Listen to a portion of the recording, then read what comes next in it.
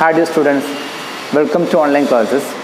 It's me Anu Kumar, your social science teacher, history teacher.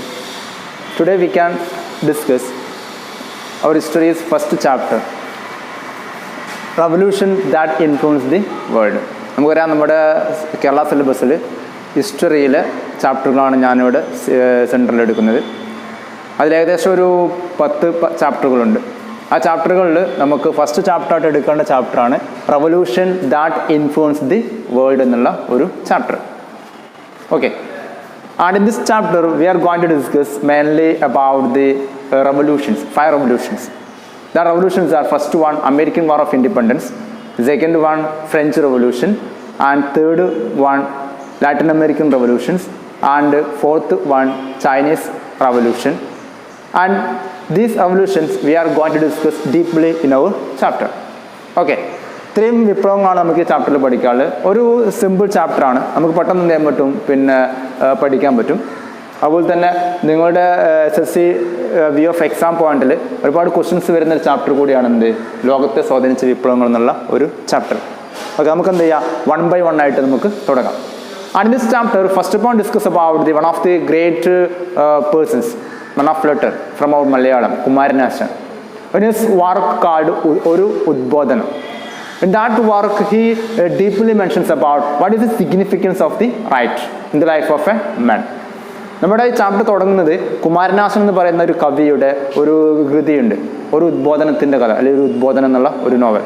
ആ കൃതിയിൽ അദ്ദേഹം പറയുന്നത് പിന്നെ പ്രധാനമായിട്ടും റൈറ്റ്സ്, അവകാശങ്ങളുടെ പ്രത്യേകതയെക്കുറിച്ചാണ്. നമ്മുടെ ഭൂമിയിൽ എല്ലാവർക്കും അവകാശങ്ങളുണ്ട്. ആ അവകാശങ്ങൾ ഹനിക്കപ്പെടുമ്പോൾ നമ്മൾ അതിൻ്റെ വില മനസ്സിലാക്കുകയാണ്. അതുകൊണ്ട് തന്നെ ആ അവകാശങ്ങളെ പറഞ്ഞുകൊണ്ട് ആണ് നമ്മൾ ഈ ചാപ്റ്റർ ആരംഭിക്കുന്നത്. So first of all we can discuss about the a point called the revolutions, otherwise what, വിപ്ലവങ്ങൾ എന്നുള്ള ഒരു വാക്ക്. നമുക്ക് ഈ ചാപ്റ്റർ പഠിക്കുന്നതിന് മുന്നേ എന്താണ് വിപ്ലവങ്ങൾ നമുക്ക് എന്ത് ചെയ്യാം, ഫസ്റ്റ് ഒന്ന് പഠിക്കാം. What you mean by the revolution or the what the mean by the revolution, വിപ്ലവങ്ങൾ എന്ന് പറഞ്ഞാൽ എന്താണെന്നുള്ളത്. അപ്പോൾ നമുക്കറിയാം വിപ്ലവങ്ങൾ നമ്മൾ ഒരുപാട് സ്ഥലങ്ങളിൽ കേട്ടൊരു വാക്കാണ് എന്ത്, വിപ്ലവങ്ങൾ, റവല്യൂഷൻസ്. അപ്പോൾ അതിൻ്റെ ഡെഫിനിഷൻ, അതിൻ്റെ നിർവചനം എന്താണ് നമുക്ക് എന്ത് ചെയ്യാം, ആദ്യം ഒന്ന് നോക്കാം. അതിൻ്റെ ഡെഫിനിഷൻ എക്സാം വി എഫ് പോയിന്റിൽ 2 മാർക്കിനെങ്കിൽ 1 മാർക്ക് ചോദിക്കാറുണ്ട്, എന്താണ് റവല്യൂഷൻസ്, എന്താണ് വിപ്ലവങ്ങൾ. ഞാൻ ക്ലാസ് എടുക്കുന്ന സമയങ്ങളിൽ first of all I will discuss in English, ആദ്യം ഇംഗ്ലീഷിൽ പറയാം, പിന്നെ എന്ത് ചെയ്യാം, നമുക്ക് മലയാളത്തിൽ എന്ത് ചെയ്യാം, എക്സ്പ്ലെയിൻ ചെയ്യാം. ഓക്കെ, ആൻഡ് ഹിയർ വിപ്ലവങ്ങൾ പഠിക്കാം. ആദ്യമായിട്ട് എന്താണ് വിപ്ലവങ്ങൾ എന്ന് പറഞ്ഞാൽ, all these struggles tried to change the system that denied freedom and rights and to establish a new one. Once again, all the struggles tried to change the system that denied freedom and rights and to establish a new one. നമ്മുടെ ഭൂമിയിൽ പ്രധാനമായിട്ടും ഒരുപാട് സമരങ്ങൾ, ഒരുപാട് പിന്നെ സമരങ്ങളും പോരാട്ടങ്ങളും നടന്നിട്ടുണ്ട്. ആ പോരാട്ടങ്ങൾ എന്തിനെന്ന് വെച്ച് കഴിഞ്ഞാൽ പ്രധാനമായിട്ടും ഏതൊരവസ്ഥയിലാണോ മനുഷ്യന് അവൻ്റെ സ്വാതന്ത്ര്യവും അവൻ്റെ അവകാശങ്ങളും ഹനിക്കപ്പെടുന്നത്, ആ സമ്പ്രദായത്തിനെതിരെ, ആ വ്യവസ്ഥയ്ക്കെതിരെ മനുഷ്യൻ പോരാട്ടങ്ങൾ നയിച്ചിട്ടുണ്ട്. അത്തരം പോരാട്ടങ്ങളെ പൊതുവെ പറഞ്ഞ പേരാണ് എന്ത്, വിപ്ലവങ്ങൾ. മനുഷ്യന് പല കാലഘട്ടങ്ങളിൽ, പല യുഗങ്ങളിൽ, പല സമ്പ്രദായങ്ങളും, പല രാജവംശങ്ങളും, പല ഭരണകൂടങ്ങളും, പല വ്യവസ്ഥിതികളും അവൻ്റെ അനുഭവിക്കുന്ന അവകാശങ്ങളെയും അവൻ്റെ സ്വാതന്ത്ര്യത്തെയും ഹനിക്കുന്ന ഒരുപാട് കാര്യങ്ങളുണ്ടായിട്ടുണ്ട്. അപ്പം അതിനെതിരെ ആ വ്യവസ്ഥയെ മറിച്ചിട്ടുകൊണ്ട് അവൻ പുതിയൊരു സമ്പ്രദായം അവിടെ എന്ത് ചെയ്യാണ്, എസ്റ്റാബ്ലിഷ് ചെയ്യാണ്. അതിനെ പറഞ്ഞ പേരാണ് എന്ത്, വിപ്ലവങ്ങൾ, അല്ലെങ്കിൽ എന്ത് പറയും, റവല്യൂഷൻസ് എന്ന് പറയും. സോ ഒന്നും കൂടി ഞാൻ പറഞ്ഞുതരാം in English. All the struggles try to change the system that denied the freedom and right to establish a new one. ഇതിനെ പറഞ്ഞ പേരാണ് എന്ത്, വിപ്ലവങ്ങൾ. Then we can discuss one of the another main point, renaissance. നമ്മുടെ മനുഷ്യ ചരിത്രത്തിൽ 14-ാം നൂറ്റാണ്ടിൽ അതുവരെ മനുഷ്യൻ അനുഭവിച്ചിരുന്ന സ്വാതന്ത്ര്യത്തെ, അവൻ്റെ അവകാശങ്ങളെ, അവൻ്റെ ചിന്തകളെ പലപ്പോഴും എന്താണ് മെരുക്കിയിരുന്ന സമ്പ്രദായം ഉണ്ടായിരുന്നു. മതപരമായിട്ടുള്ള ചട്ടക്കൂടുകൾ, കത്തോലിക്ക സഭയുടെ മതഭരണ കാലഘട്ടമായിരുന്നു 14-15 നൂറ്റാണ്ടുകൾ. അപ്പോൾ ആ ഒരു കാലഘട്ടങ്ങളിൽ അത്തരം കത്തോലിക്ക സഭയുടെ അന്ധവിശ്വാസങ്ങൾ മനുഷ്യൻ്റെ സ്വാതന്ത്ര്യത്തേക്ക്, ചിന്തയ്ക്കെതിരെയുള്ള അത്തരം വ്യവസ്ഥയെ പോരാടിക്കൊണ്ട് ഒരുപാട് ചിന്തകന്മാർ ആ കാലഘട്ടങ്ങളിൽ വന്നു. ആ കാലഘട്ടങ്ങളിൽ അത്തരം പോരാട്ടങ്ങളെ പറഞ്ഞ പേരാണ് നവോത്ഥാനം. In English, that mean by the Renaissance. In English, that mean by the Renaissance. In Malayalam, നവോത്ഥാനം. നമ്മൾ പഠിക്കാം എന്താണ് നവോത്ഥാനം എന്നുള്ളത്. It is a rebirth or revival the word mean by renaissance, rebirth or the revival. ഈ ഒരു നവോത്ഥാനം അല്ലെങ്കിൽ റിനൈസൻസ് എന്ന് പറയുന്ന പദത്തിൻ്റെ അർത്ഥം പുനർജന്മം അല്ലെങ്കിൽ പുനരുദ്ധാരണം എന്നുള്ളതാണ്. എന്താണ് മീനിങ്? പുനർജന്മം അല്ലെങ്കിൽ പുനരുദ്ധാരണം. ഒരു പുതിയ ജന്മമാണ് ആ കാലഘട്ടത്തിൽ നിന്നുള്ള പുതിയൊരു ജന്മം, പുതിയ ആശയങ്ങളുടെ, പുതിയ ചിന്തകളുടെ, പുതിയ ശാസ്ത്രീയ അവബോധത്തിൻ്റെ ഒരു കാലഘട്ടം. ഇനി അതിൻ്റെ 2 മാർക്കിനാണ് എക്സാമിന് ചോദിക്കാറ്. അപ്പോൾ അതിൽ നിങ്ങൾ അതിൻ്റെ ഫീച്ചേഴ്സാണ് എക്സാം ചോദിച്ചു വരാറുള്ളത്. 1 മാർക്ക് അല്ലെങ്കിൽ 2 മാർക്കിന്. ആ ഫീച്ചേഴ്സ് നമുക്ക് ജസ്റ്റ് ഒന്ന് പഠിക്കാം. അതിൽ ഒന്നാമത്തെ ഫീച്ചറാണ് humanism. Humanism is the main feature of the renaissance. That is humanism in Malayalam mean by the മാനവികത. ഇതിൽ ഒന്നാമത്തെ ഇതിൻ്റെ ഫീച്ചറാണ് ഹ്യൂമനിസം എന്ന് പറയുന്ന പ്രത്യേകത. ഹ്യൂമനിസത്തിൻ്റെ മലയാളമാണ് എന്ത്? മാനവികത. മാനവികത എന്ന് പറഞ്ഞു കഴിഞ്ഞാൽ അതിന് ഡെഫിനിഷൻസ് പറയുന്നത് പ്രധാനമായിട്ടും അതുവരെയുള്ള കാലഘട്ടങ്ങളിൽ കത്തോലിക്ക 14-15 നൂറ്റാണ്ടുകളിൽ റോമിലെ കത്തോലിക്ക സഭയും ക്രിസ്ത്യൻ പോപ്പുമായിരുന്നു ലോകത്തെ രാജാക്കന്മാരെ പോലും നിയന്ത്രിച്ചിരുന്നത്. എല്ലാ ചിന്തകളുടെയും കടിഞ്ഞാണ് ഇവരുടെ കൈകളിൽ ആയിരുന്നു. ആ കാലഘട്ടങ്ങളിലെ എഴുത്തുകളിലും കൃതികളിലും കഥകളിലും അതുപോലെ തന്നെ നാടകങ്ങളിലും അതുപോലെ തന്നെ ചിത്രരചനകളിലും എല്ലാം തന്നെ മതമായിരുന്നു പ്രമേയം. ആ മതം എന്ന് പറയുന്ന ആശയം ജീസസ് ക്രൈസ്റ്റ്, മാലാഖമാർ, പുണ്യവാളന്മാർ അവരെ ചുറ്റിപ്പറ്റിക്കൊണ്ടായിരുന്നു എല്ലാ ചിന്തകളും, എല്ലാ കഥകളും, എല്ലാ മേഖലകളും. അപ്പം അതിന് പകരം ആ ഒരു മതപരമായുള്ള കോൺസെപ്റ്റിനെ മാറ്റി എടുത്തുകൊണ്ട് അവിടെ മനുഷ്യൻ്റെ ചിന്തകൾക്കും മനുഷ്യൻ്റെ വികാരങ്ങൾക്കും മനുഷ്യൻ്റെ ആഗ്രഹങ്ങൾക്കും മനുഷ്യൻ്റെ സ്വപ്നങ്ങൾക്കും അവരെന്ത് ചെയ്തു? പ്രാധാന്യം കൊടുത്തു. ആ ഒരു ആശയത്തെ പറഞ്ഞ പേരാണ് എന്ത്? ഹ്യൂമനിസം. സോ അതും ഡീപ്പായിട്ട് പഠിക്കുന്നില്ല, പേര് മാത്രം പഠിക്കുന്നുള്ളൂ. അവിടെ നമ്മളത് പഠിച്ചാൽ മതി. So humanism is the what first feature of the what renaissance. അല്ലെങ്കിൽ ആദ്യത്തെ നവോത്ഥാനത്തിൻ്റെ പ്രത്യേകതയാണ് എന്ത്? ഹ്യൂമനിസം. ഇനി രണ്ടാമത്തെ പ്രത്യേകതയാണ് സയൻറ്റിഫിക് ടെമ്പർ. മലയാളത്തിൽ പറയുകയാണെങ്കിൽ അതിൻ്റെ മീനിങ് ആണ് ശാസ്ത്രബോധം. കാരണം ഈ കാലഘട്ടങ്ങളിൽ സഭ പറയുന്നതായിരുന്നു ജനങ്ങളുടെ വിശ്വാസം, സഭ പറയുന്നതായിരുന്നു നിയമങ്ങൾ. അപ്പോൾ ആ കാലഘട്ടങ്ങളിൽ ശാസ്ത്രീയപരമായുള്ള കണ്ടുപിടുത്തങ്ങളോ ചിന്തകളോ സഭയോ പോപ്പോ അംഗീകരിച്ചിരുന്നില്ല. അപ്പോൾ ആ കാലഘട്ടങ്ങളിൽ ഒരുപാട് സയൻറ്റിസ്റ്റുകൾ വന്നു. ആ സയൻറ്റിസ്റ്റുകളെല്ലാം തന്നെ പുതിയ ശാസ്ത്രീയ ചിന്തകൾ തെളിവുകൾ സഹിതം അവർ മുന്നോട്ട് വയ്ക്കാൻ തുടങ്ങി. അപ്പോൾ ആ ഒരു പുതിയ ഉണർവിനെ പറഞ്ഞ പേരാണ് സയൻറ്റിഫിക് ടെമ്പർ, അല്ലെങ്കിൽ ഇത് പറയും ശാസ്ത്രബോധം. ഇതാണ് റിനൈസൻസിൻ്റെ രണ്ടാമത്തെ ഫീച്ചർ. ഇനി മൂന്നാമത്തെ ഫീച്ചറാണ് റാഷണൽ തിങ്കിങ്. റാഷണൽ തിങ്കിങ് എന്ന് പറഞ്ഞാൽ മലയാളത്തിൽ യുക്തിചിന്ത എന്നുള്ളത് ആണ്. യുക്തിചിന്ത എന്ന് പറഞ്ഞു കഴിഞ്ഞാൽ പ്രധാനമായിട്ടും അതിൻ്റെ മീനിങ് നമ്മളൊരു കാര്യം കേട്ട് കഴിഞ്ഞാൽ ആ കാര്യം അതേപടി വിശ്വസിക്കാതെ നമ്മുടെ യുക്തിക്ക് വിട്ടുകൊടുത്തുകൊണ്ട് ആ പറയുന്ന കാര്യങ്ങളിൽ റൈറ്റോ റോങ്, ശരിയും തെറ്റുണ്ടോ എന്നെന്താണ് നമ്മൾ കണക്കാക്കുകയാണ്. അതിനെ പറഞ്ഞ പേരാണ് എന്ത്?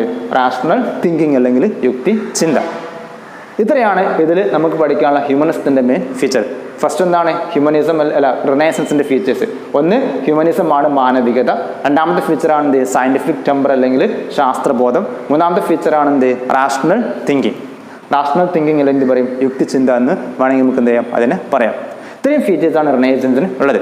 So after the coming of renaissance, one of the new way of thought or thinking that is derived, that is commonly called enlightenment. ഇവിടെ നവോത്ഥാനം കഴിഞ്ഞപ്പോൾ നവോത്ഥാനത്തിൻ്റെ പ്രേരണ ഉൾക്കൊണ്ടുകൊണ്ട് 17-18 കാലഘട്ടങ്ങളിലും ഇവിടെ നിന്ന് പുതിയൊരു ആശയമായിരുന്നു എൻലൈറ്റ്മെൻറ്റ്. എൻലൈറ്റ്മെൻറ്റിൻ്റെ മലയാളമാണ് ജ്ഞാനോദയം എന്നാണ് അതിന് പറയാം. ജ്ഞാനോദയം എന്നാണ് എന്ത്? എൻലൈറ്റ്മെൻറ്റിൻ്റെ മലയാളം മീനിങ്. എൻലൈറ്റ്മെൻറ്റ് അല്ലെങ്കിൽ ജ്ഞാനോദയം, അറിവിൻ്റെ ഉദയമാണ് ജ്ഞാനോദയം. അത് ഉണ്ടാകാനുള്ള കാരണം renaissance put forward A new idea that is called scientific temper. നവോത്ഥാന കാലഘട്ടങ്ങളിൽ ശാസ്ത്രീയ ചിന്ത അല്ലെങ്കിൽ ബോധം എന്നുള്ള ആശയം മുന്നോട്ട് വയ്ക്കുകയാണ്. ആ ശാസ്ത്രീയ ചിന്തയെ, ശാസ്ത്രീയ ബോധത്തെ പിന്തുടർന്നുകൊണ്ട് അതിനെ പിടിച്ചുകൊണ്ട് ഉയർന്നു വന്ന പുതിയ ഒരു ചിന്താ കാലഘട്ടമാണ് എൻലൈറ്റ്മെൻറ്റ് കാലഘട്ടം എന്ന് പറയുന്നത്. And enlightenment think is they highlighting mainly 4 ideas. First one freedom, second one democracy, third one equality, and fourth one nationalism. ഇപ്പോൾ ഈ ഒരു ജ്ഞാനോദയ കാലഘട്ടങ്ങളെ ചിന്തകന്മാരെന്ത് ചെയ്തു? അവർ പ്രധാനമായിട്ടും 4 ആശയങ്ങൾ മുന്നോട്ട് വെച്ചു. അതിൽ ഒന്നാമത്തെ ആശയമായിരുന്നു നമ്മൾ പഠിച്ചു ഫ്രീഡം, സ്വാതന്ത്ര്യം. രണ്ടാമത്തെ ആശയമാണ് എന്ത്? ഡെമോക്രസി, ജനാധിപത്യം. മൂന്നാമത്തെ ആശയമാണ് ഇക്വാലിറ്റി അല്ലെങ്കിൽ തുല്യത. നാലാമത്തെ എന്താണ്? നമ്മുടെ നാഷണാലിസം അല്ലെങ്കിൽ ദേശീയത. കാരണം ഇത്തരം ആശയങ്ങളൊന്നും ആ കാലഘട്ടങ്ങളിൽ ജനങ്ങൾക്കിടയിൽ പരിചിതമല്ല. ഇന്ന് നമുക്കറിയാം ഈ ഒരു 5 വാക്കുകളും 5 ആശയങ്ങളും നമുക്കറിയാം എന്താണെന്നല്ല. സ്വാതന്ത്ര്യം, 2 ഡെമോക്രസി ജനാധിപത്യം, 3 ഇക്വാലിറ്റി തുല്യത, 4 എന്താണ്? നാഷണാലിസം ദേശീയത. ഈ ആശയങ്ങളൊക്കെ ആദ്യമായിട്ട് മുന്നോട്ട് വെച്ചത് ആരാണ്? നമ്മുടെ ജ്ഞാനോദയ കാലഘട്ടങ്ങളിലെ ചിന്തകന്മാരാണ്. ഇതെല്ലാം ജനങ്ങളുടെ അറിവുകളെ, അവരുടെ ചിന്തകൾ ഒരുപാട് എന്ത് ചെയ്തു? സ്വാധീനിച്ചു. ഇത്ര മാത്രമാണ് ഇതിന്റെ ഫസ്റ്റ് ഭാഗത്ത് നമുക്ക് പഠിക്കാനുള്ളത്. ഇപ്പോൾ എക്സാം വി ഓഫ് പോയിന്റിൽ നിങ്ങൾക്ക് ചോദിക്കുന്ന, ഇവിടുന്ന് ചോദിക്കുന്ന പ്രധാനമായിട്ട് എന്താണ്? 3 ക്വസ്റ്റ്യൻസ് ആണ്. ഒന്നെങ്കിൽ 1 word ക്വസ്റ്റ്യൻ, 2 mark ക്വസ്റ്റ്യൻ. അതിലൊന്നാണ് എന്താണ് വിപ്ലവം ചോദിക്കും. നമ്മൾ പഠനം ഒന്നും കൂടി, all the struggles try to change the system that denied the freedom and right and to establish the what a new one. നമ്മുടെ അവകാശങ്ങളെ, സ്വാതന്ത്ര്യം ഹനിക്കുന്ന സമ്പ്രദായങ്ങളെ മാറ്റിമറിച്ചുകൊണ്ട് അവിടെ പുതിയൊരു എന്താണ് സമ്പ്രദായങ്ങൾ എന്ത് ചെയ്യുക? സെറ്റ് ചെയ്യുക. അതിന് പറഞ്ഞ പേരാണ് എന്ത്? വിപ്ലവങ്ങൾ.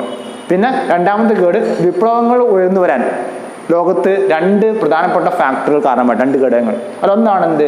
റിനൈസൻസ് അല്ലെങ്കിൽ നവോത്ഥാനം. ഞാൻ പറഞ്ഞു എന്ത്? 14-15 കാലഘട്ടങ്ങളിൽ നമ്മുടെ യൂറോപ്പിൽ, ലോകത്താകമാനം എസ്പെഷ്യലി യൂറോപ്പിൽ ഉയർന്ന ചിന്തയാണ് എന്ത്? റിനൈസൻസ്. കത്തോലിക്ക സഭയുടെ, കത്തോലിക്ക പോപ്പിന്റെ പ്രധാനമായിട്ടും അവരുടെ ആശയങ്ങളെ, അവരുടെ ജനങ്ങൾക്കെതിരെയുള്ള ചിന്തകളെ, അതിനെ വിമർശിച്ചു കൊണ്ടുവന്നാണ് എന്ത്? റിനൈസൻസ്. അപ്പോൾ ആ റിനൈസൻസിന്റെ മെയിൻ ഫീച്ചറുകളാണ്, പ്രത്യേകത ഒന്ന് ഹ്യൂമനിസം അല്ലെങ്കിൽ മാനവികത, 2 സയന്റിഫിക് ടെമ്പർ അല്ലെങ്കിൽ ശാസ്ത്രബോധം, 3 റാഷണൽ തിങ്കിങ് അല്ലെങ്കിൽ എന്താണ്? യുക്തിചിന്ത. പിന്നെ റിനൈസൻസിനെ പിടിച്ചുകൊണ്ട് പ്രധാനമായിട്ടും ശാസ്ത്ര ചിന്തകൾ ഉയർത്തി കാണിച്ചുകൊണ്ട് ഒരുപാട് ചിന്തകന്മാർ എഴുന്നു വന്നു. അവർ മുന്നോട്ട് വെച്ച ആശയങ്ങളാണ് എന്ത്? എൻലൈറ്റ്മെന്റ് അല്ലെങ്കിൽ ജ്ഞാനോദയം. ആ എൻലൈറ്റ്മെന്റിന്റെ ഫീച്ചേഴ്സ് ആണ് പ്രധാനമായിട്ടും ഒന്നാമത്തത് ഫ്രീഡം, സ്വാതന്ത്ര്യം, 2 ഡെമോക്രസി, ജനാധിപത്യം, 3 ഇക്വാലിറ്റി, തുല്യത, 4 എന്താണ്? നാഷണാലിസം അല്ലെങ്കിൽ എന്താണ്? ദേശീയത. ഇത്രയാണ് എന്ത് നമുക്ക് ഈ ഫസ്റ്റ് ഭാഗത്ത് നമുക്ക് പഠിക്കാൻ. എനിക്ക് തോന്നുന്നു ഈ ഒരു ഭാഗം നിങ്ങൾക്ക് വ്യക്തമായിട്ട് മനസ്സിലായിട്ടുണ്ടാവുന്നുണ്ട്. ഓക്കെ, അപ്പോൾ നമുക്ക് എന്ത് ചെയ്യാം? രണ്ടാമത്തെ ഭാഗത്തേക്ക് പഠിക്കാം. ഇതിൽ 6 മാർക്കിലാണ് എക്സാമിന് ഈ ഒരു ഫസ്റ്റ് വിപ്ലവം ചോദിക്കാം. Exam view of point. അത് പേരാണ് American war of Independence. American war of Independence എന്നാണ് എന്ത് ഇതിൻ്റെ പേര്? American war of Independence. നമുക്കറിയാം നോർത്ത് അമേരിക്കയിലെ ഒരു രാഷ്ട്രമാണ് എന്ത്? അമേരിക്ക. ഇന്ന് ലോകത്തെ തന്നെ എന്താണ് നിയന്ത്രിക്കാൻ കഴിവുള്ള രാഷ്ട്രമായിട്ട് ഈ അമേരിക്ക മാറി. നമ്മുടെ ഇന്ത്യയെ പോലെ ഒരു കാലഘട്ടങ്ങളിൽ ഒരു രാഷ്ട്രത്തിന് കീഴിൽ ഒരുപാട് കാലഘട്ടം ജീവിച്ച ഒരു കോളനി ആയിരുന്നു എന്ത്? അമേരിക്ക. അമേരിക്ക പടിപടിയായിട്ട് ഉയർന്നു വന്നു. ഒരുപക്ഷെ ലോകത്ത് ആദ്യമായിട്ട് വലിയൊരു വിപ്ലവം തുടക്കം കുറിക്കുന്നത് അമേരിക്കയാണ്. അപ്പോൾ ആ അമേരിക്കയെ കുറിച്ചാണ് എന്ത് നമുക്കിതിൽ പഠിക്കുന്നത്. സോ നമുക്കറിയാം വി ഹാവ് 7 കോണ്ടിനെന്റ്. ഒരു കോണ്ടിനെന്റ് കണ്ടിട്ടുണ്ട്, ന്യൂ സീലാൻഡിയ എന്നുള്ള കോണ്ടിനെന്റ് പുതിയ വന്നിട്ടുണ്ട്. എന്നാൽ നമ്മൾ പഠിക്കുന്നത് എന്താണ്? 7 കോണ്ടിനെന്റ് ആണ്. അതിലൊരു കോണ്ടിനെന്റ് ആണ് എന്ത്? North America. ആ നോർത്ത് അമേരിക്കയിലെ കുറിച്ചാണ് നമുക്കിവിടെ പഠിക്കാൻ പോകുന്നത്, അതിൻ്റെ രാഷ്ട്രമായിട്ടുള്ള അമേരിക്കയെ കുറിച്ച്. So in your text books they first of all given 1 slogan. That slogan there is not taxation without representation. അതിൻ്റെ മലയാളമാണ് എന്ത്? പ്രാതിനിധ്യമില്ലാതെ നികുതിയില്ല. നമ്മുടെ ഈ ഒരു ഭാഗം തുടങ്ങുന്നത് തന്നെ ഒരു മുദ്രാവാക്യം ഉയർത്തിക്കുറിച്ചുകൊണ്ടാണ്. നമുക്കറിയാം ഒട്ടുമിക്ക എല്ലാ സമരങ്ങളിലും, ഒട്ടുമിക്ക എല്ലാ വിപ്ലവങ്ങളിലും മുദ്രാവാക്യങ്ങൾ ഉണ്ടാവുന്നു. ആ മുദ്രാവാക്യങ്ങളായിരിക്കും എന്ത്? ആ സമരങ്ങളുടെ, ആ പോരാട്ടങ്ങളുടെ പ്രധാനപ്പെട്ട ഹൈലൈറ്റ്. നമ്മുടെ ഇന്ത്യയിൽ ഒരുപാട് സമരങ്ങൾ നമ്മൾ കണ്ടു, മറ്റു ലോകത്തിൻ്റെ പല രാഷ്ട്രങ്ങളും സമരങ്ങൾ കണ്ടു. ആ സമരങ്ങളിലൊക്കെ ജനങ്ങൾ പലപ്പോഴും, ചില നേതാക്കന്മാർ ചിലപ്പോഴും ചില മുദ്രാവാക്യങ്ങൾ വയ്ക്കാറുണ്ട്. അപ്പോൾ അമേരിക്കയിലെ ഈ കാലഘട്ടങ്ങളിൽ എല്ലായിടങ്ങളിലും മുങ്ങിക്കേട്ട ഒരു മുദ്രാവാക്യമായിരുന്നു എന്ത്? Not taxation without representation. ഒരുപക്ഷെ മാച്ച് ദ ഫോളോയിങ് ക്വസ്റ്റ്യൻസ് അല്ലെങ്കിൽ പിന്നെന്താണ് ചേരുംപടിയിൽ അത് ചോദിക്കാറുണ്ട് ഒരു മുദ്രാവാക്യം. അതിനപ്പുറത്ത് നിങ്ങൾ പൂരിപ്പിക്കാൻ പറയാം ഏത് വിപ്ലവം എന്നുള്ള. അപ്പോൾ അത് ഓർത്ത് വയ്ക്കുക. അതിൻ്റെ പേരാണ് എന്ത്? നോ ടാക്സേഷൻ വിത്തൗട്ട് റെപ്രസെൻറ്റേഷൻ എന്ന് പറഞ്ഞു കഴിഞ്ഞാൽ പ്രാതിനിധ്യമില്ലാതെ നികുതിയില്ല. അത് എഴുതി ഉണ്ടാക്കിയ ആളെ പേരാണ്, അതും ചോദിക്കാറുണ്ട്. ജെയിംസ് ഓട്ടിസ് എന്നാണ് അയാളുടെ പേര്. ജെയിംസ് ഓട്ടിസ് എന്നുള്ള ആൾ എഴുതിണ്ടാക്കിയ മുദ്രാവാക്യമാണ് എന്ത്? നോ ടാക്സേഷൻ വിത്തൗട്ട് റെപ്രസെൻറ്റേഷൻ എന്നുള്ള എന്താണ് ഒരു മുദ്രാവാക്യം. ഇനി ഇത് എന്തുകൊണ്ട് ഇത് പറയുന്നു, ഈ മുദ്രാവാക്യം എങ്ങനെ ഉണ്ടായിരുന്നില്ല, അതിനുള്ള ഭാഗമാണ് നമുക്ക് ഉടനെ പഠിക്കാനുള്ള ഏരിയ. അതിന് ജസ്റ്റ് ഒരു അതിൻ്റെ ബാക്ക്ഗ്രൗണ്ട് നമുക്ക് പഠിക്കാം. In 16th century migration starting from Europe to North America because of different reason, especially escape from the religious persecution from our Europe. ഇവിടെ 16ാം നൂറ്റാണ്ടിൽ നമ്മുടെ നോർത്ത് അമേരിക്കയിലേക്ക് യൂറോപ്പ് എന്ന് പറയുന്ന വൻകരയുണ്ട്. ഒരു ചെറിയ വൻകരയാണ്, ഒരുപാട് രാഷ്ട്രങ്ങൾ ഉൾക്കൊള്ളുന്ന സമ്പന്ന വൻകര കൂടിയാണ് എന്ത് നമ്മുടെ Europe. Especially Germany, Italy, Britain, then France, ഒരുപാട് രാഷ്ട്രങ്ങൾ ഉൾപ്പെടുന്ന സമ്പന്ന രാഷ്ട്രങ്ങൾ ഉൾപ്പെടുന്ന വൻകരയാണ് എന്ത് യൂറോപ്പ്. ആ യൂറോപ്പിൽ നിന്നും ഒരു കാലഘട്ടങ്ങളിൽ എന്ന് പറഞ്ഞാൽ 16ാം നൂറ്റാണ്ടിൽ ഒരുപാട് ആൾക്കാർ എന്ത് ചെയ്തു? നോർത്ത് അമേരിക്കയിലേക്ക് പലായനം ചെയ്തു. അത് ഒന്നാമത്തെ കാരണം മതപീഡന രക്ഷനാടനാണ്. യൂറോപ്പിലെ അവിടെ ഭരിച്ചിരുന്ന പോപ്പിന്റെ രാജഭരണത്തിന്റെ കീഴിൽ നിന്നും രക്ഷപ്പെട്ടുകൊണ്ട് അവരെന്ത് ചെയ്തു? ഒരുപാട് ആൾക്കാർ കപ്പൽ കയറി വൻകരയിലേക്ക് വരികയാണ്. ആ ഒരു വൻകരകളിലേക്ക് വന്നു. അതിൽ ഇംഗ്ലണ്ടിൽ നിന്ന് കുറേ ആൾക്കാർ എവിടേക്ക് വന്നു? നോർത്ത് അമേരിക്കയിലേക്ക് വന്നു, അവിടുത്തെ വിഭവങ്ങൾ കൊള്ളയടിക്കാനും അവിടെ ഒന്ന് പാർത്തുകൊണ്ട് ജീവിക്കാനും വേണ്ടിയിട്ട്.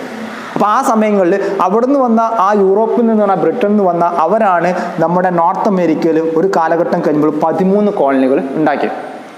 അപ്പോൾ ഇതിന് മുന്നേ എന്ത് ചെയ്യുക, നമുക്ക് അതിൻ്റെ ചരിത്രം പഠിക്കുകയാണെങ്കിൽ in 1492 Christopher Columbus, a person from a navigator from the world our Spain, he went to North America. Actually he is searching Indian subcontinent, but unfortunately he went to what? Our North America.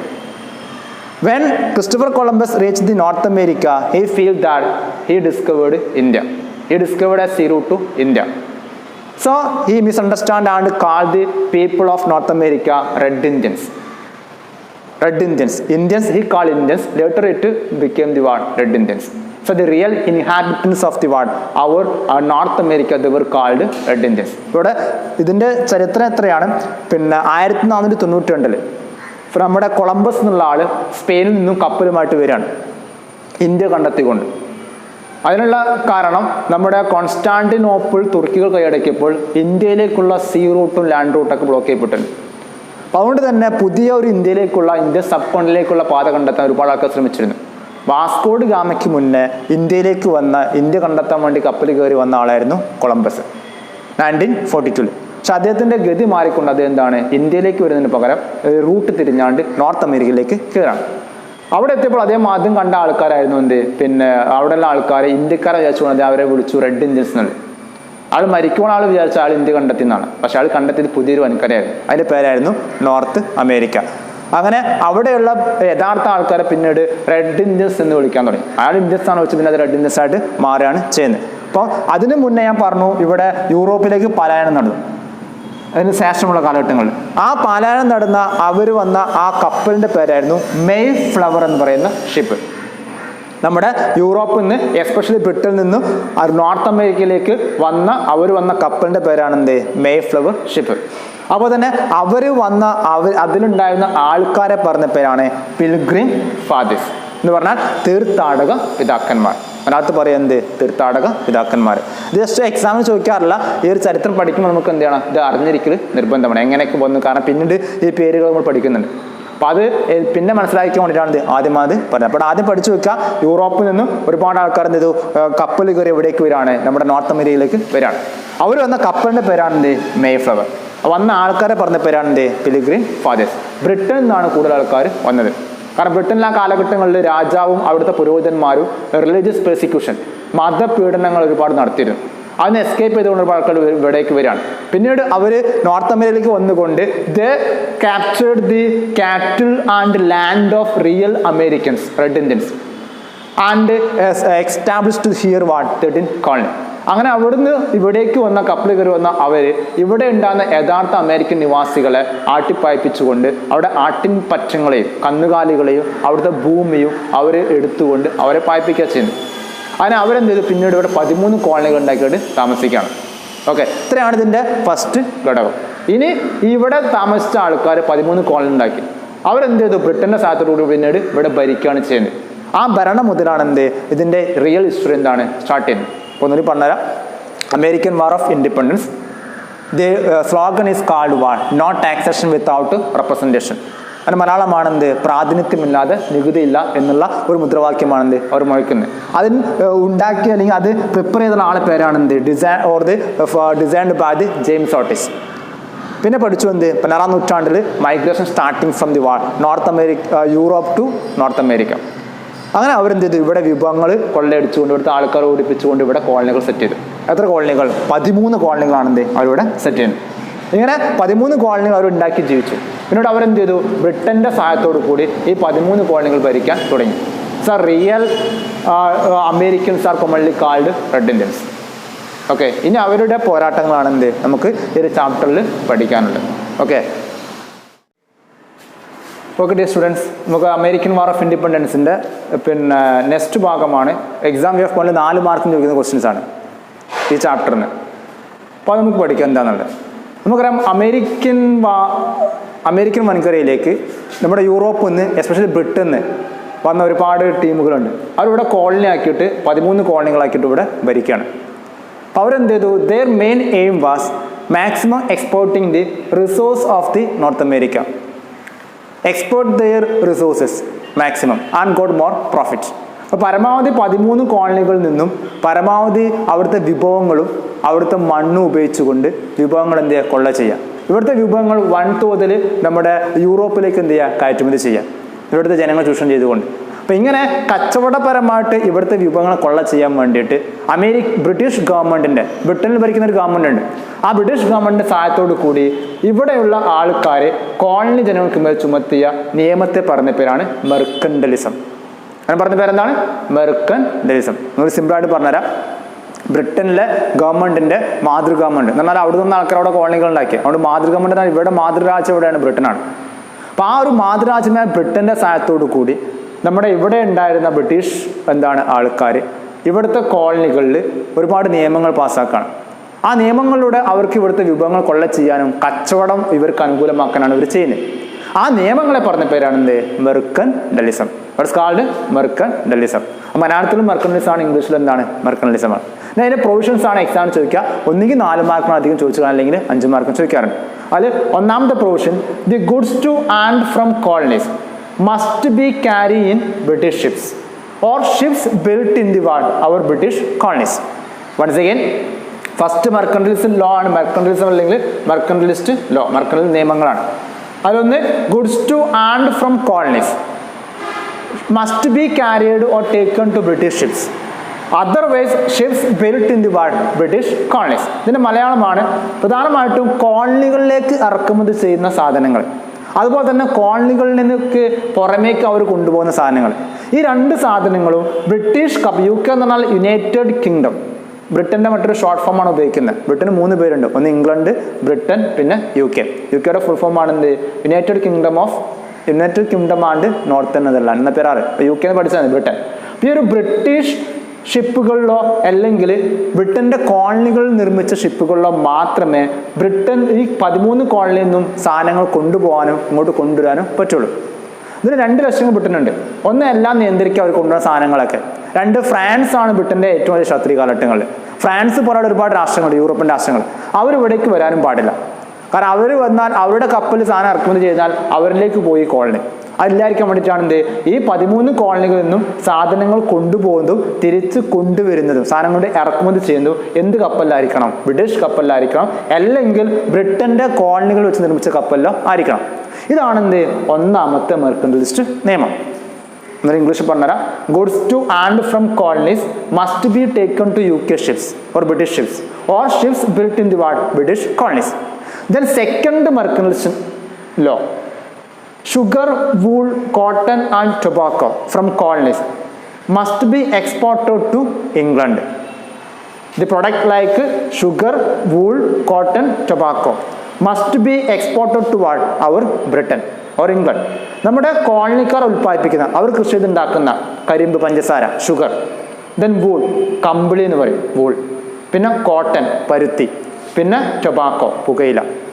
അതൊക്കെ സാധനങ്ങൾ sugar, പഞ്ചസാര, then wool എന്ന് പറഞ്ഞാൽ നമ്മുടെ കമ്പിളി, then cotton, പരുത്തി, and tobacco എന്ന് പറഞ്ഞാൽ നമ്മുടെ പുകയില. ഈ സാധനങ്ങൾ 4 കോളനികൾ ഒരുപാട് ഉണ്ടാക്കിയത്. ഈ ഉണ്ടാക്കുന്ന ഇത്തരം വിഭവങ്ങൾ എങ്ങോട്ട് മാത്രമേ എക്സ്പോർട്ട് എന്ന് പറഞ്ഞാൽ കയറ്റുമതി ചെയ്യാം. എങ്ങോട്ട് മാത്രമേ കയറ്റുമതി ചെയ്യാൻ പാടുള്ളൂ? ബ്രിട്ടനിലേക്ക്.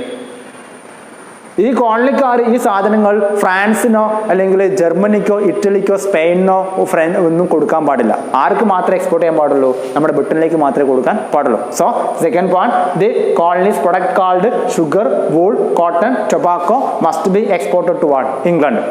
ഇനി third point, British stamp must be affixed the legal document, newspapers, then pamphlet and license.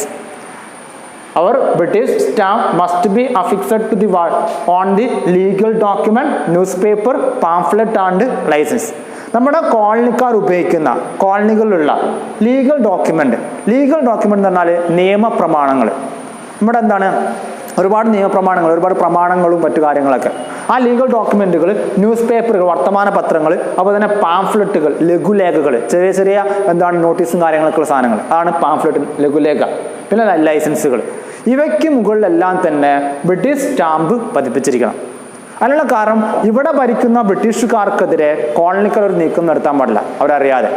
അപ്പം അവിടെ ഇറങ്ങുന്ന വർത്തമാന പത്രങ്ങളെല്ലാം തന്നെ ബ്രിട്ടീഷ് ഗവൺമെൻറ് ഈ ഒരു 13 കോളനി ഇറങ്ങുന്ന എല്ലാ പത്രങ്ങളും ഇവരുടെ കണ്ണിലൂടെ മാത്രമേ പോകാൻ പാടുള്ളൂ. കാരണം അതിന് മേലെ എന്ത് ചെയ്യണം, ഇവിടെ സ്റ്റാമ്പ് അല്ലെങ്കിൽ മുദ്ര പതിപ്പിച്ചിരിക്കണം. പിന്നെ ലീഗൽ ഡോക്യുമെൻറ്റുകൾ, ന്യൂസ് പേപ്പറുകൾ, ലഘുലേഖകൾ, ലൈസൻസുകൾ. അപ്പം എല്ലാത്തിൻ്റെയും നിയന്ത്രണം ആർക്ക് കിട്ടും? ബ്രിട്ടൻ. ഇവരറിയാതെ ഒരു പേപ്പറും ഒരു വർക്കും ഇവിടെ മൂവ് ചെയ്യില്ല. അപ്പം അതുകൊണ്ടാണ് ഇവർ ഈ നിയമം പാസ്സാക്കിയത്. എന്താണ്? British stamp must be affixed on the legal document, newspaper, pamphlet and licence. 13 കോളനികളിൽ ഇറങ്ങുന്ന, അവിടെ ഓടിക്കൊണ്ടിരിക്കുന്ന വർത്തമാന പത്രങ്ങളിൽ, നിയമപ്രമാണങ്ങളിൽ, ലഘുലേഖകളിൽ, ലൈസൻസുകളിൽ ബ്രിട്ടീഷുകാരുടെ എന്ത് പതിപ്പിച്ചിരിക്കണം? സ്റ്റാമ്പ് പതിപ്പിച്ചിരിക്കണം. ഇനി 4ാമത്തെ mercantilist law. Colonies provide food and quarters to the British troops that stationed in the 13 colony. നമ്മുടെ ഈ 13 കോളനികളിൽ തമ്പടിച്ചിരിക്കുന്ന അവിടെയുള്ള ബ്രിട്ടീഷ് ട്രൂപ്സ് എന്ന് പറഞ്ഞാൽ ബ്രിട്ടീഷുകാരുടെ സൈനികർക്ക്, അവരുടെ ഉദ്യോഗസ്ഥന്മാർക്ക് താമസിക്കാൻ ആവശ്യമായിട്ടുള്ള താമസ സൗകര്യം, ക്വാർട്ടേഴ്സ്, പിന്നെ ഫുഡ്, ഭക്ഷണം, ഇവ ആര് നൽകണം? കോളനി ജനങ്ങൾ നൽകണം. കോളനിക്കാർ എന്ത് ചെയ്യണം? അവിടെയുള്ള ആ 13 കോളനികൾ താമസിച്ചിരിക്കുന്ന അല്ലെങ്കിൽ അവിടെ തമ്പടിച്ചിരിക്കുന്ന ബ്രിട്ടീഷ് സൈനികർക്കും ഉദ്യോഗസ്ഥന്മാർക്കും വേണ്ട താമസ സ്ഥലവും അതുപോലെ തന്നെ ഭക്ഷണവും എന്ത് ചെയ്യണം? കൊടുക്കണം. ഇതാണ് 4ാമത്തെ മെർക്കന്റലിസ്റ്റ് നിയമം. Colonies must provide food and quarters to the British troops that stationed in that 13 colony. ഇനി 5th mercantilist law. Import tax imposed on tea, glass and paper. Import tax എന്നാൽ ഇറക്കുമതി നികുതിയാണ്. ഇറക്കുമതി നികുതി പറഞ്ഞാൽ ഫോർ എക്സാമ്പിൾ പറയുകയാണെങ്കിൽ നമ്മുടെ ഇന്ത്യയിലേക്ക് ഇറങ്ങുന്ന ചൈനീസ് സാധനങ്ങൾ, അതുപോലെ മറ്റു രാഷ്ട്രം, അമേരിക്കയുടെ, ജപ്പാന്റെ സാധനങ്ങൾ, അത് ഇങ്ങോട്ട് ഇറക്കുകയാണെങ്കിൽ നമുക്കറിയാം ഇപ്പോൾ കുറഞ്ഞ ടാക്സുകൾ. പണ്ട് കാലഘട്ടങ്ങളിൽ ഒരുപാട് ടാക്സ് ഉണ്ടായിരുന്നു, ഇന്ത്യൻ ഗവൺമെൻറ് ചുമത്തുന്നതാണ്. അങ്ങനെ ചുമത്തുമ്പോൾ ഇപ്പോൾ ഫോർ എക്സാമ്പിൾ ചൈനക്കാരുടെ അല്ലെങ്കിൽ ബ്രിട്ടൻ്റെ അല്ലെങ്കിൽ അമേരിക്കയുടെ ഒരു 100 രൂപയുടെ സാധനം ഇന്ത്യയിലേക്ക് ഇറക്കുകയാണെങ്കിൽ ഇന്ത്യൻ ഗവൺമെൻറ് എന്ത് ചെയ്യും? അതിന് മുകളിൽ ഒരു 15 രൂപ ടാക്സ് ചുമത്തും, അല്ലെങ്കിൽ 20 രൂപ. അപ്പോൾ ആ സാധനം അവർക്ക് 120 രൂപയ്ക്ക് വിൽക്കാൻ പറ്റുള്ളൂ, ടാക്സ് അവിടെ കൂടി. ഇവിടെ എന്ത് ചെയ്തു? അങ്ങനെയുള്ള ആ ഇമ്പോർട്ട് ടാക്സ്, ഇറക്കുമതി ചുങ്കം എന്ത് ചെയ്തു? ഇവർ ചുമത്തി. എന്തിനൊക്കെ? Tea, glass and paper. കാരണം ഈ 13 കോളനികളിലും ഇല്ലാതിരുന്ന സാധനങ്ങളാണ് എന്ത്? തേയിലയും ഗ്ലാസും പേപ്പറും. ഇത് മറ്റു രാഷ്ട്രങ്ങളിലും മറ്റു പ്രദേശങ്ങളിലും വന്നിരുന്നത്, കപ്പൽ വഴി മറ്റു വഴിയൊക്കെ.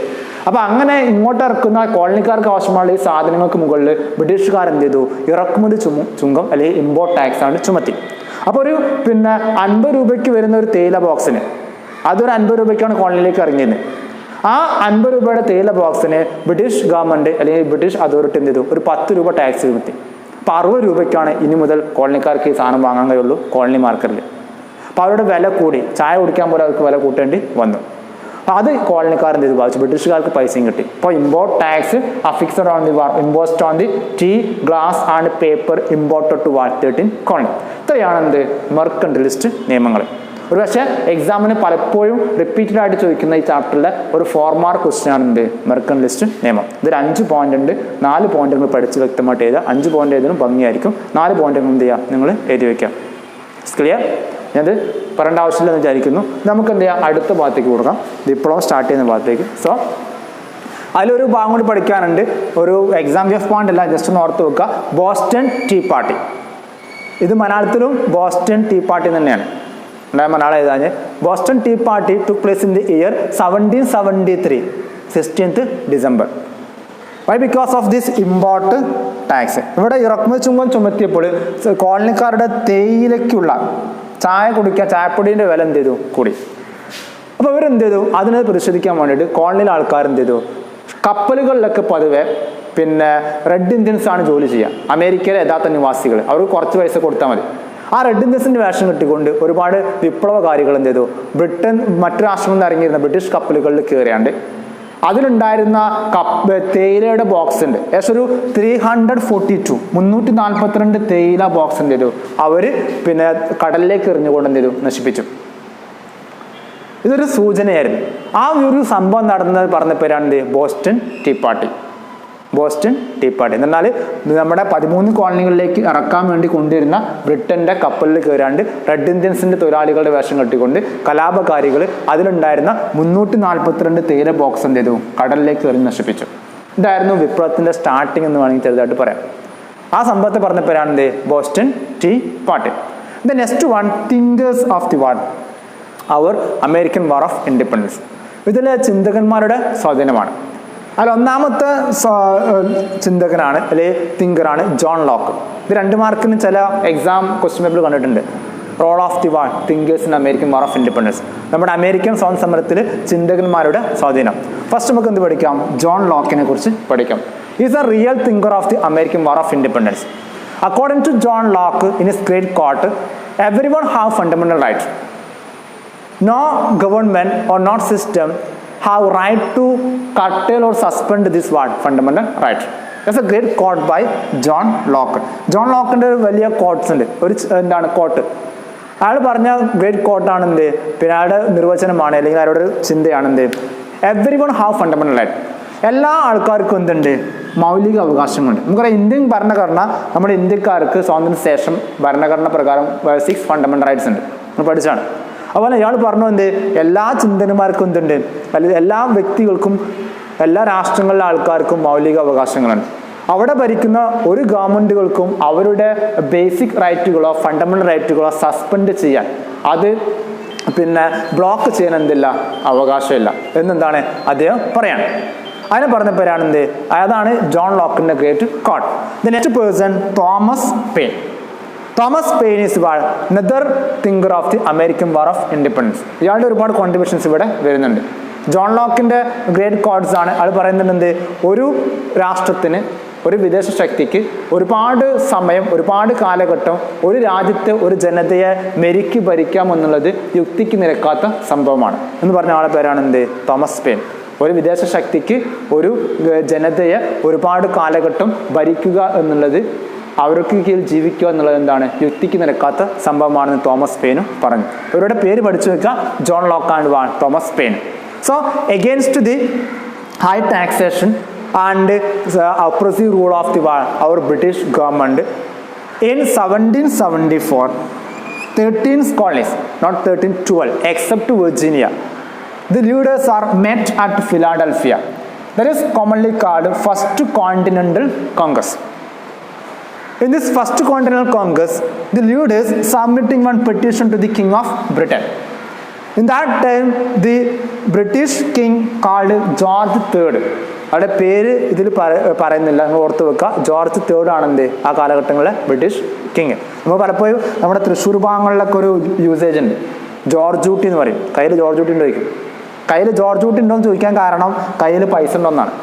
ആ ജോർജ് ഊട്ടി എന്നുള്ള പേര് വരാനുള്ള കാരണം അന്നത്തെ ബ്രിട്ടീഷ് കാലഘട്ടങ്ങളിൽ ഇന്ത്യയിലൊക്കെ അന്ന് ഇറങ്ങിയിരുന്ന പൈസയുടെ മുകളിൽ ഈ കിങ് ജോർജ് III മുഖം ഉണ്ടായിരുന്നു. അന്ന് അവർ പൈസയ്ക്ക് പകരം ജോർജ് ഊട്ടി എന്നാണ് പറഞ്ഞത്.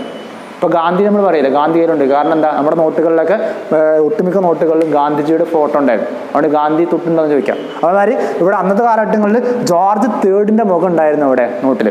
ആളായിരുന്നു അന്ന് എന്താണ് ബ്രിട്ടൻ്റെ രാജാവ്. അപ്പോൾ അയാൾക്കാണ് എന്ത് പെറ്റീഷൻ കൊടുത്തത്. And this petition, they demanded 2 things. Mainly avoiding the restrictions imposed on our trade and commerce and business. അതായിരുന്നു ഒന്നാമത്തെ ഡിമാൻഡ്. എന്ന് പറഞ്ഞു കഴിഞ്ഞാൽ ഈ രാജാവ് ഒരുപാട് ബ്രിട്ടൻ രാജാവ് കോളനികളിലെ ബിസിനസ്സുകളിലും കച്ചവടങ്ങളിലും ഒരുപാട് നിയന്ത്രണം ഉണ്ടാക്കിയിരുന്നു നിയമങ്ങൾ പ്രകാരം. ആ ഒരു നിയന്ത്രണങ്ങളും അതിൽ ചുമത്തിയിരുന്ന പിന്നെ കർശനമായ നടപടികളും പിൻവലിക്കണം. രണ്ടാമത്തെ ഡിമാൻഡായിരുന്നു, without the permission of the peoples of 13 colonies new taxes should not be imposed. ഇവിടെ രണ്ടാമത്തെ ഡിമാൻഡായിരുന്നു, നമ്മുടെ കോളനിക്കാരുടെ 13 കോളനികളിലെ ജനങ്ങളുടെ സമ്മതമില്ലാതെ അവരുടെ മുകളിൽ പുതിയ നികുതികളോ കാര്യങ്ങൾ ചുമത്താൻ പാടില്ല. ഇങ്ങനെ 2 ഡിമാൻഡാണ് ഇവർ വെച്ചത്. ഒന്നാമത്തെ ഡിമാൻഡ് എന്താ, 13 കോളനികളിലെയും ആൾക്കാർക്ക് സ്വതന്ത്രമായിട്ട് കച്ചവടം ബിസിനസ് നടത്തണം. അവരുടെ കച്ചവടങ്ങൾക്ക് മേൽ അതുപോലെ തന്നെ ബിസിനസ്സിന് മുകളിൽ ചുമത്തിയിട്ടുള്ള നിയന്ത്രണങ്ങൾ പിൻവലിക്കണം. രണ്ടാമത്തെ അവരുടെ ഡിമാൻഡായിരുന്നു, without their permission not to impose more taxes. അവരുടെ സമ്മതമില്ലാതെ കൂടുതൽ നികുതികൾ എന്ത് ചെയ്യാൻ പാടില്ല, അവരുടെ മുകളിൽ ചുമത്താനും പാടില്ല. ഈ 2 ഡിമാൻഡ് വെച്ചുകൊണ്ടാണ് പെറ്റീഷൻ അവർ സബ്മിറ്റ് ചെയ്തത്. But the king George III not received the petition. He received the petition but not take any action.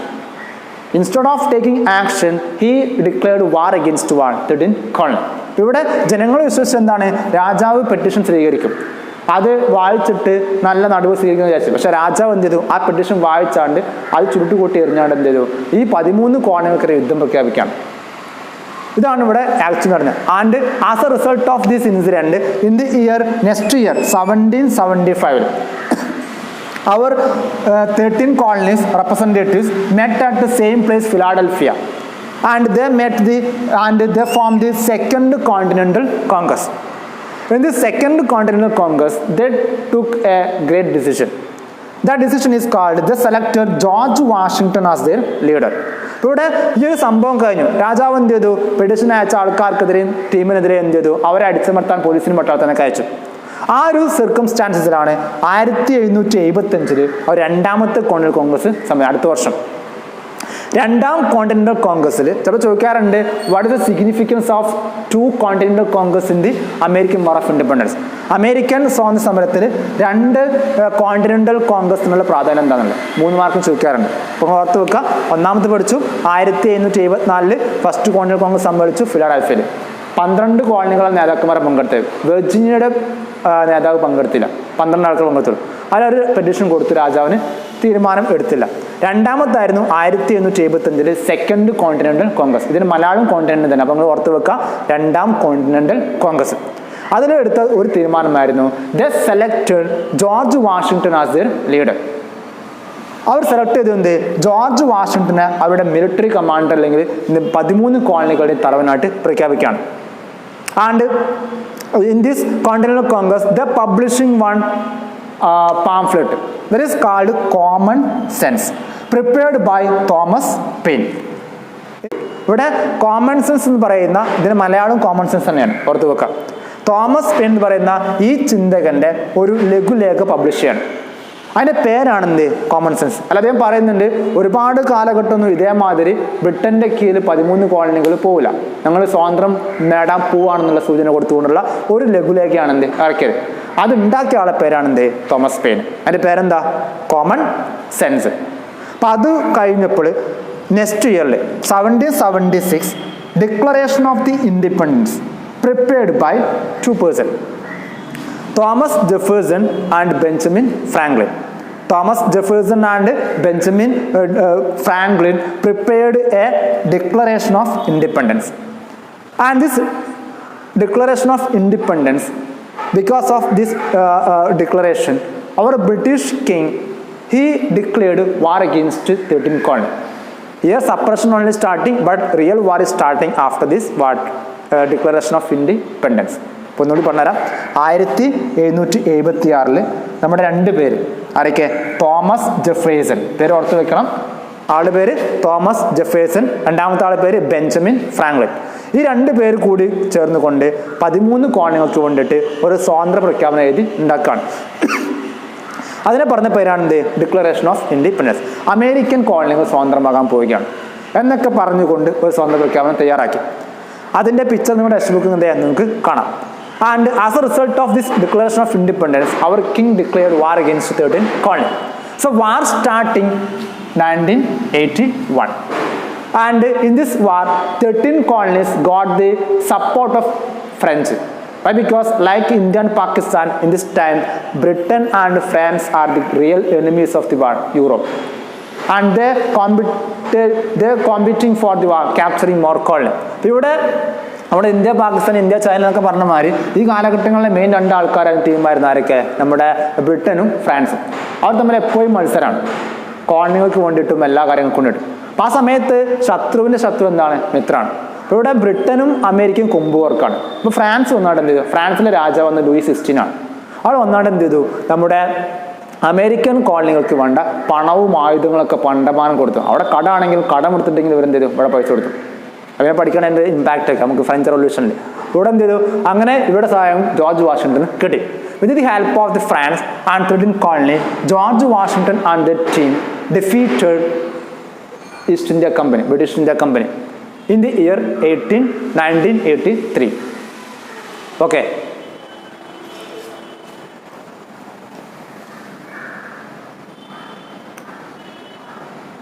Sorry, here one mistake this time. 1781 war is starting and 1783 Treaty of Paris. ഇപ്പോൾ ഇവിടെ George വാഷിംഗ്ടണും ടീമും 1783 treaty of Paris പ്രകാരം എന്ത് ചെയ്തു? ഉടമ്പടി പ്രകാരം അവർ ഇവിടെ നമ്മുടെ ബ്രിട്ടന്റെ തോൽവി പൂർണ്ണമായിട്ടും അവിടെ എന്താണ് പ്രാവർത്തികമാക്കാണ്. And British government accepted their war failure in this war. According to Treaty of Paris in the year 1783, a new nation commonly called United States of America, American ഐക്യനാടുകൾ എന്ന് പറയുന്ന രാഷ്ട്രം പിറവി കൊള്ളാണ്. ആ രാഷ്ട്രമാണ് നമ്മൾ ഇന്ന് കാണുന്ന എന്താണ് അമേരിക്ക. അതിൻ്റെ എന്താണ് ഷോർട്ട് ഫോം ആണ് എന്ത്? USA, United States of America എന്നുള്ള രാഷ്ട്രം എന്താണ് മുന്നോട്ട് വരികയാണ്. Once again war starting in the year 1781. ഇത് സ്റ്റാർട്ട് ചെയ്തു 1781. അവസാനം 1783 ട്രീറ്റി ഓഫ് പാരീസ്, പാരീസ് ഉടമ്പടി പ്രകാരം അമേരിക്ക സ്വതന്ത്രമാണ്. അന്ന് ബ്രിട്ടനെ നയിച്ചിരുന്നത് നമ്മുടെ വെല്ലസ്ലി പ്രഭുവായിരുന്നു. ടെക്സ്റ്റ് ബുക്കിൽ നിങ്ങൾ ഓർത്താൽ മതി. അപ്പോൾ അവരെന്ത് ചെയ്തു? തോൽവി സമ്മതിച്ചുകൊണ്ട് 13 കോളനികൾക്ക് സ്വാതന്ത്ര്യം നൽകി. സ്വാതന്ത്ര്യം നൽകിയ ട്രീറ്റിയുടെ പേരാണെന്ത്? വൺ വേർഡ് ചോദിക്കാറുണ്ട്. നമ്മുടെ one word single one word ആയിട്ടും ചോദിക്കും, അതുപോലെ മാത്ത് കോളത്തിലും ചോദിക്കാറുണ്ട്. ചോദിക്കുക ട്രീറ്റി ഓഫ് പാരീസ്, അപ്പുറത്ത് അമേരിക്കൻ വാർ ഓഫ് ഇൻഡിപെൻഡൻസ് ചോദിക്കുക. വർഷം ഓർത്ത് വെക്കണം 1783. അങ്ങനെ അവസാനം the Britain accepted the war their independence and next year James Madison prepared a very finest and beautiful constitution for America. അങ്ങനെ നെക്സ്റ്റ് ഇയറിൽ എന്ത് ചെയ്തു? ജെയിംസ് മാഡിസൺ എന്ന് പറയുന്ന ആള് നമ്മുടെ അമേരിക്കയ്ക്ക് വേണ്ടിയിട്ട് നല്ല വലിയ ഏറ്റവും എന്താണ് ഭംഗിയുള്ള ഒരു ഭരണഘടന എഴുതി ഉണ്ടാക്കിയാണ്. It is the first written constitutions in the world. GKVF പോലൊക്കെ ചോദിക്കാറുണ്ട് ലോകത്തിലെ ആദ്യത്തെ എഴുതപ്പെട്ട ഭരണഘടന അല്ലെ ആദ്യത്തെ ഭരണഘടന ഏതാണെന്നുള്ളത്. അത് നമ്മുടെ അമേരിക്കയുടേതാണ്. അതുണ്ടാക്കിയ ആളെ പേരാണ് എന്ത്? James Madison. Like our Ambedkar in our Indian context, James Madison same to what our America. നമ്മുടെ ഇന്ത്യയിൽ അംബേദ്കറുടെ റോളൊക്കെയാണ് എന്ത് നമ്മുടെ അമേരിക്കയിലായിരുന്നു നടത്തിയത്? ജെയിംസ് മാഡിസൺ നടത്തിയത്. So that's about the what our American war of Independence. ഇവിടെ ഒരുപാട് ഭാഗങ്ങൾ ഞാൻ ഷോർട്ടാക്കി പറഞ്ഞു, ഷോർട്ട് വെക്കുക. ഇമ്പോർട്ടൻറ്റ് ഭാഗങ്ങളാണ്. ഒന്നിൽ പറഞ്ഞുതരാം. തിങ്കേഴ്സ്, ചിന്തകന്മാരുടെ സ്വാധീനം. ജോൺ ലോക്ക് ഉണ്ട്, തോമസ് പെയിൻ ഉണ്ട്. 2 കോണ്ടിനെന്റൽ കോൺഗ്രസ്സുകൾ. 1774 ഒന്നാം കോണ്ടിനെന്റൽ കോൺഗ്രസ് ഫിലാഡൽഫിയയിൽ നടന്നു. അതിൽ പെറ്റീഷൻ കൊടുത്തു രാജാവിന്, അതിലെ കാര്യങ്ങൾ പറഞ്ഞു. പിന്നെ നെക്സ്റ്റ് ഇയറിൽ 1775 സെക്കൻഡ് കോണ്ടിനെന്റൽ കോൺഗ്രസ് നടന്നു. അതിൽ തീരുമാനങ്ങൾ ജോർജ് വാഷിംഗ്ടൺ നേതാവായിട്ട് സെലക്ട് ചെയ്തു. പിന്നെ പഠിച്ചു ഇതിൽ വെച്ചുകൊണ്ട് കോമൺസ് എന്ന് പറയുന്ന ലഘുലേഖ തോമസ് പെയിൻ ഇറക്കി. അത് കഴിഞ്ഞപ്പോൾ 1776 എന്ത് ചെയ്തു? സ്വാതന്ത്ര്യ പ്രഖ്യാപനം നടത്തി, ഡിക്ലറേഷൻ ഓഫ് ഇൻഡിപെൻഡൻസ്. ഇതിൻ്റെയൊക്കെ ആളെ പേരാണ് എന്ത്? തോമസ് ജെഫേഴ്സണും ബെഞ്ചമിൻ ഫ്രാങ്ക്ലിനും. അതിനുശേഷം യുദ്ധം സ്റ്റാർട്ട് ചെയ്തു 1781. യുദ്ധം അവസാനിക്കുന്ന ഉടമ്പടിയുടെ പേരാണ് ട്രീറ്റി ഓഫ് പാരീസ് 1783. പിന്നെ ജെയിംസ് മാഡിസൺ എന്ത് ചെയ്തു? ഭരണഘടന ഉണ്ടാക്കി കൊടുത്തവർക്ക് നമ്മുടെ അമേരിക്കയ്ക്ക്. ഇനി അതിൽ ചോദിക്കുന്ന ഒരു ചില ക്വസ്റ്റ്യൻസ് ചോദിച്ചാറുണ്ട്, what is the impact of influence on consequences of the war our American war of independence. അതിൻ്റെ സ്വാധീനം എത്രമാത്രം ഉണ്ടെന്നത്. അതിൽ ഒന്നാണ് this American war of independence give more stimulation to the liberation movement from other colonies and toward the world. നമ്മുടെ American war of independence ആണ് ആദ്യമായിട്ട് നമ്മുടെ ലോകത്ത് നടന്ന വലിയൊരു വിപ്ലവം. ഒരു കമ്പനിയെ, ഒരു വിദേശ രാഷ്ട്രത്തെ മരിച്ചിട്ടുകൊണ്ട് കോളനിക്കാർ സ്വതന്ത്രമാണ്. ഇത് ലോകത്തെ മറ്റു രാഷ്ട്രങ്ങളെ, especially from Latin America, then our Asia and Africa, it's a great stimulation. അവർക്ക് വലിയ പ്രേരണയായിരുന്നു ഇവരുടെ വിജയം. It's a first impact.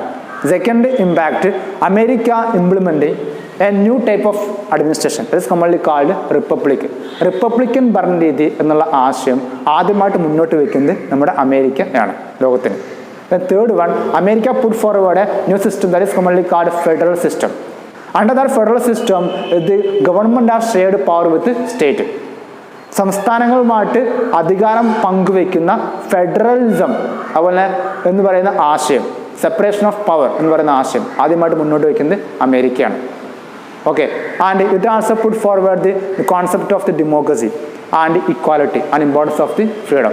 ജനാധിപത്യം, സ്വാതന്ത്ര്യം, അതുപോലെ ഇങ്ങനെയുള്ള ആശയങ്ങൾ, ജനങ്ങളുടെ അധികാരം എന്നുള്ള ആശയങ്ങളൊക്കെ എന്താണ് ആദ്യമായിട്ട് മുന്നോട്ട് വയ്ക്കുന്ന വിപ്ലവം കൂടിയാണ് എന്ത് അമേരിക്കൻ വാർ ഓഫ് ഇൻഡിപെൻഡൻസ്. ഇത്രയും പറഞ്ഞുകൊണ്ട് എന്താണ് നമ്മുടെ ഈ ഒരു ചാപ്റ്ററിലെ ഫസ്റ്റ് 6 മാർക്ക് ക്വസ്റ്റ്യൻ എന്താണ് വൈൻഡപ്പ് ചെയ്യാൻ. ഓക്കെ.